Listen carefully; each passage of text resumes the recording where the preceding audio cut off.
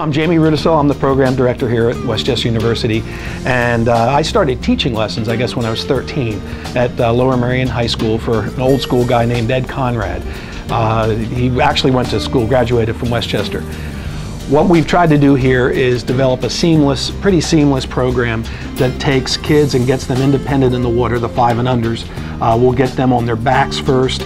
We'll get them so that they don't need the teacher's help to get across the pool, and that they're pretty much in a position where even if they had clothes on and fell in the water and the parents didn't see them after lessons were over, they'd save themselves.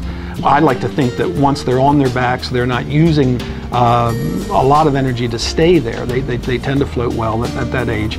And what we end up with is a kid that can maybe go 100, 200 yards on his own, if he had to, if the conditions were right. Obviously, temperature of the water, currents, that sort of thing would add in. After those first 2 weeks, then we look to have them roll over and start taking freestyle strokes, always rolling and redistributing the weight, not rearing the head back, not doing the dog paddle, not doing what the flotation devices basically do, which is have the kids straight up and down in the water, and you really can't sustain yourself very long like that. That's how kids get into trouble, and older kids drown.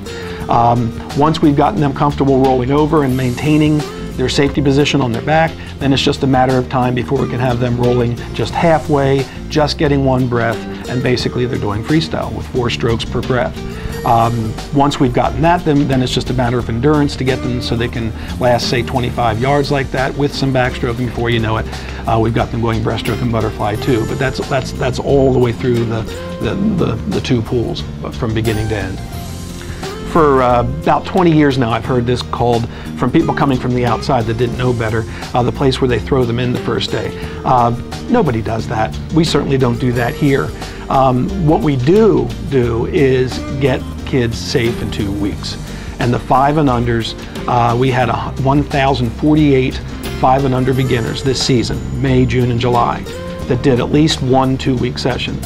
1,006 of those 1,048 in 2 weeks made it through our beginner program, able to jump in, surface on their own, on their backs, swim across the pool, roll over, grab the opposite wall without once being touched by their teacher. That's what we're after. Those are the results we're getting, and we're going to continue. We've gotten them for a good 20 years. If you see a program that's playing games with kids, that's putting floats on kids, that's teaching young kids to be free to jump in and not know what to do once they're in the water, I'd run the other way, because that's scary.